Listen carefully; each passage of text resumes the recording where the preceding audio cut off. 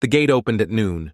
No siren, no shouting, just the quiet creak of hinges and the heavy footsteps of an SS officer walking into the yard. He held a clipboard, read a name aloud, and the prisoner rose to follow. No explanation, no goodbye. The gate closed again. The others didn't look up. They didn't speak. There was nothing left to say. In Sobibor, names were not called for good news. And when someone left through that gate, they never came back.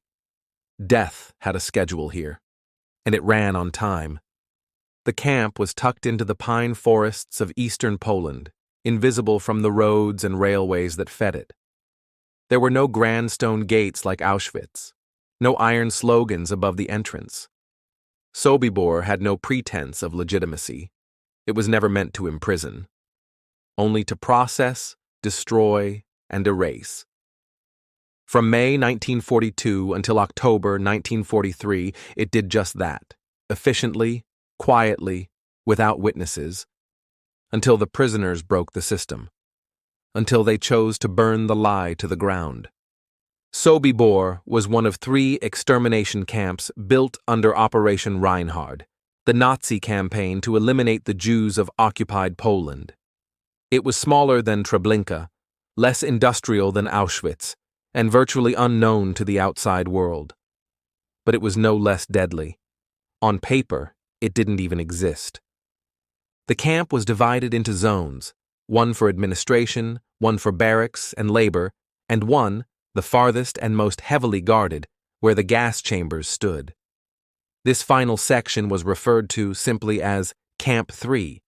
Prisoners called it the Tube, or the Road to Heaven. It was the last place anyone ever saw. When trains arrived, the deception began immediately. SS officers greeted the new arrivals, telling them they were at a transit point.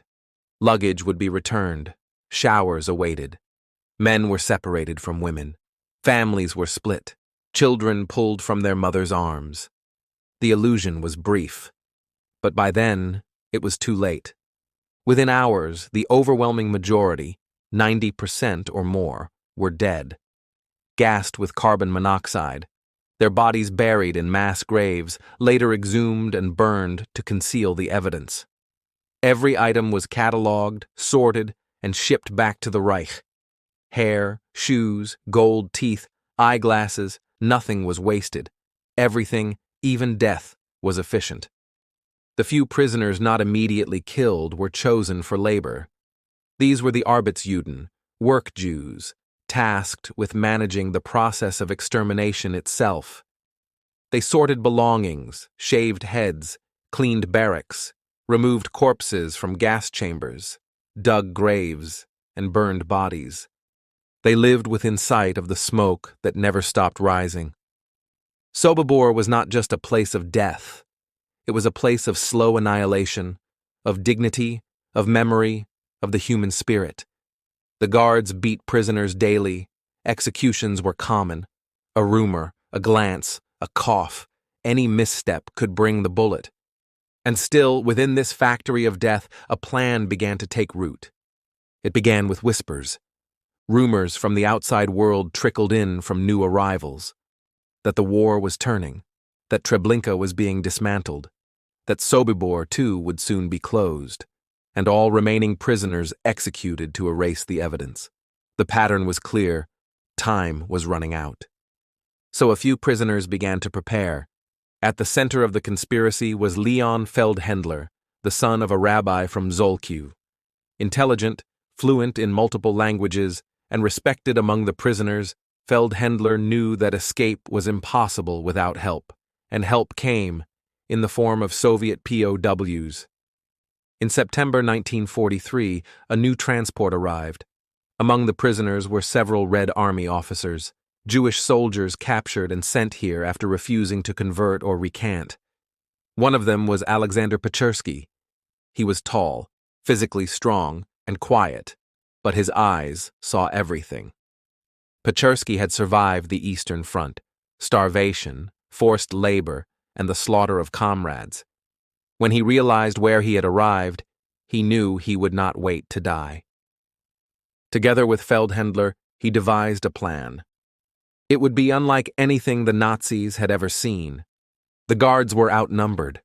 Less than 25 SS officers oversaw the daily operations, supported by around 100 Ukrainian auxiliaries. But they had rifles, towers, dogs, and complete control of the terrain. The camp was surrounded by 2 layers of barbed wire and a minefield.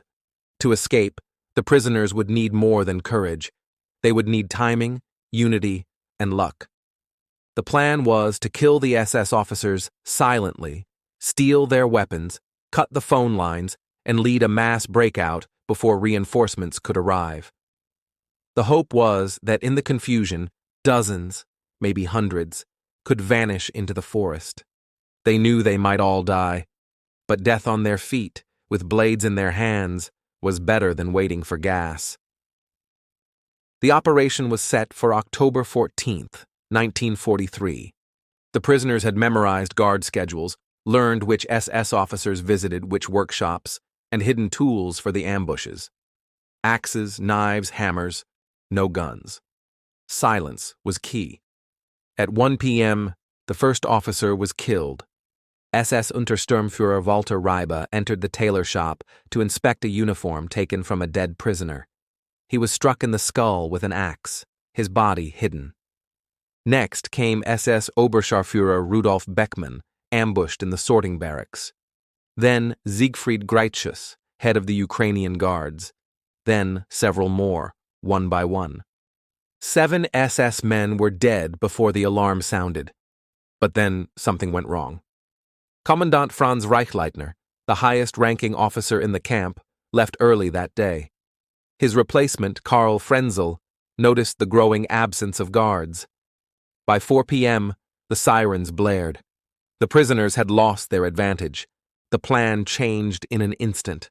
The conspirators shouted for all prisoners to run, to make for the fence, to climb, to leap, to flee. Chaos broke out. Gunfire erupted from the towers, dogs were released, mines detonated. Some prisoners were killed by friendly fire, others were crushed in the stampede, but hundreds made it to the forest's edge. Of the 600 prisoners in Sobibor that day, about 300 escaped into the woods. Only 58 would survive the war.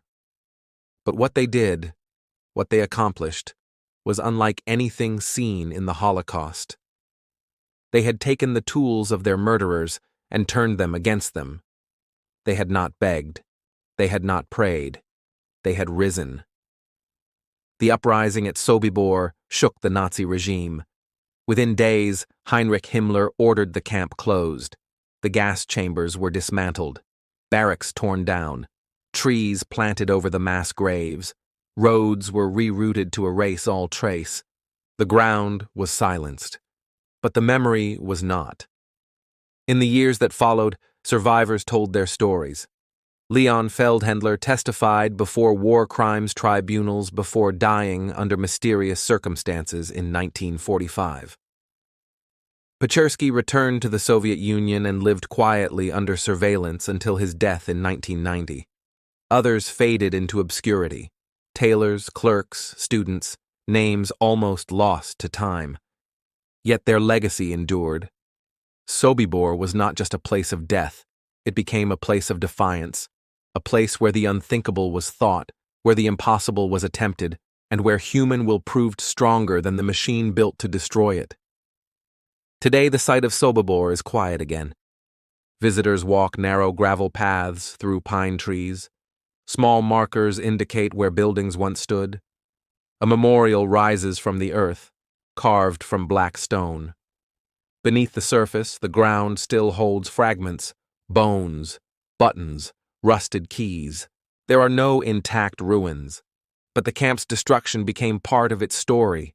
It was not abandoned.